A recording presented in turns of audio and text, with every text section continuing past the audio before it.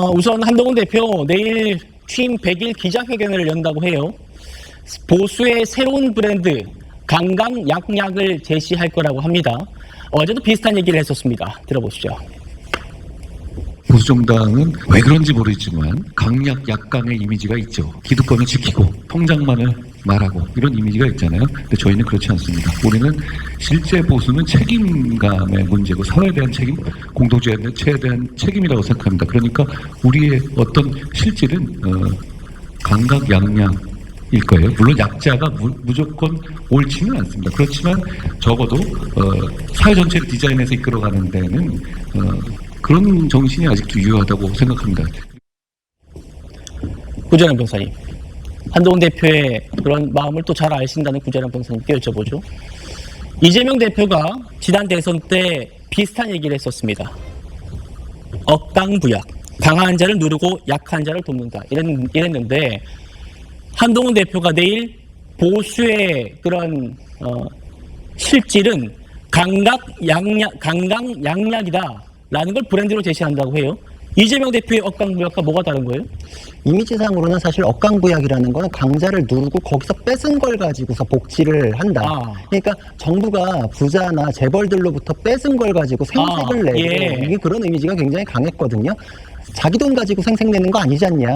이제 이런 비판들이 굉장히 많았는데 보수의 가치는 법치주의이고 자유주의입니다. 그러니까 강자에게 강하다는 것은 법치주의를 통해서 자유로운 시장을 확보하게 해주고 거기서 경쟁을 하게 하되 그 강자에게 붙어서 뭔가 기득권의 이익을 챙기는 것이 아니다.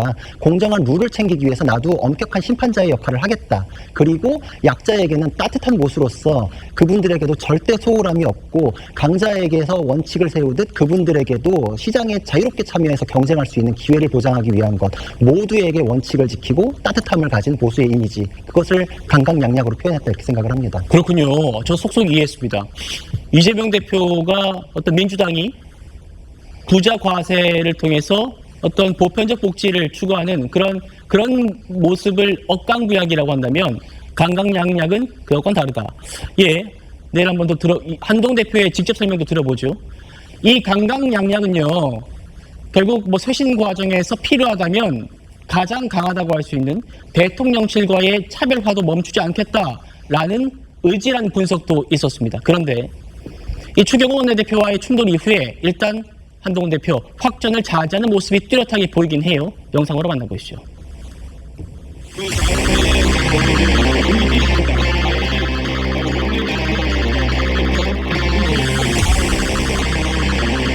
국민의힘이 마음을 모아서 동서고속도로의 완성을 약속하고 지원하겠습니다. 고맙습니다. 국민의힘 똘똘 뭉쳐서 우리 한동훈 당대표가 약속을 하셨고 당대표, 원내대표가 함께 힘을 모으면 그 꿈은 반드시 실현된다.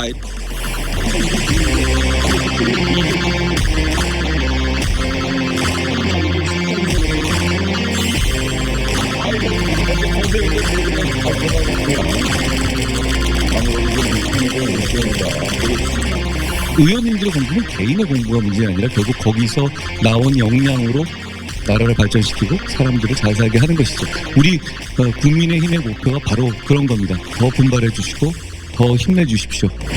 우리 한동훈 대표님, 우리 의원님들과 함께 최선을 다하겠다 하는 말씀드리고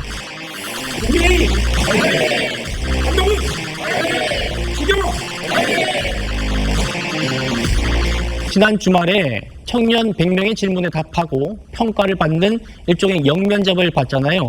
그 결과가 공개됐답니다. 먼저 지난 주말 모습부터 만나보시죠. 정치는 우선순위를 정하는 예술입니다. 우선순위는 목소리 크고 조직화되고 정치에 참여하는 사람들에게 가게 돼 있습니다. 저는 그게 청년이어야 한다고 생각합니다. 청년 여러분, 정치하십시오. 정치를 하는 트랙이 여러 개 있거든요. 저처럼 다른 영역에서 하다가 이렇게 오는 경우도 있죠. 우리 진 의원처럼. 그리고 우리 의동 의원님처럼 정치를 처음부터 하면서 업으로 쌓아가는 영역이 있어요. 그런데 우리 당은 그동안에 이 두 번째 패스가 사실 제대로 작동하지 못했어요. 명망가 위주로 한번 데려다 놓고 한번 해봐라. 모든 사람이 진종호처럼 총을 잘 쏠 수는 없잖아요. 청년이 오셔서 저희 당에서 우리와 함께 그 길을 가면서 성장할 수 있는 길을 만들어야 되고 정치인으로서 커갈 수 있는 길을 만들어야 한다고 생각합니다. 그 길을 만들어 보겠습니다. 자, 설 변호사님. 네. 5점 만점에 한동훈 면접 점수 몇 점이나 인가 했더니 4.6점. 평균이 4.35점인데 그것보다 높게 나왔답니다. 어떻게 보세요?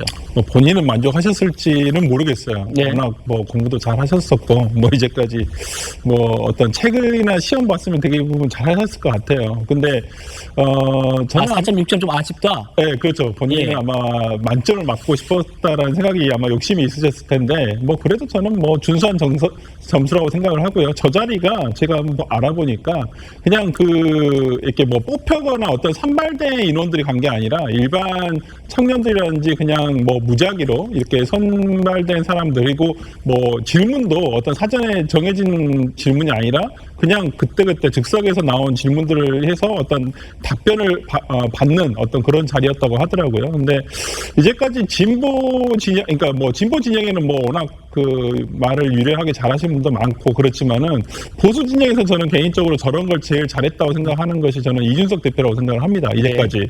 그런데 저는 한동훈 대표가 저 자리에서 굉장히 즉문즉답을 굉장히 잘했다고 제가 그 후일담을 들었거든요. 그리고 실제 참가한 사람들도 그 부분에 대해서는 상당히 좋은 평을 해놨더라고요. 그런 점에서라면 이제까지 우리가 어떤 준비된 어떤 정당의 지도자, 특히나 집권 여당의 지도자가 어떤 저런 모습을 보여주는 것은 흔하지는 않았단 말이죠. 그렇다고 한다면 저 자리가 어떤 청년들 위주의 어떤 자리였었고 그 자리에서 어떤 정해진 뭐 선발돼서 미리 정해져서 어떤 질문을 할 것이다. 나는 이런 답을 할 것이다. 정해진 것이 아니라 즉문즉답. 정말 진짜로 즉문즉답을 잘 했다라는 부분에서는 굉장히 TPO가 잘 맞는 저는 장소였다고 행사였다고 생각을 하고 그런 면에서라면 저는 한동훈 대표가 상당히 대답을 잘했다. 그리고 점수가 저는 만족스럽다고 생각합니다. 예.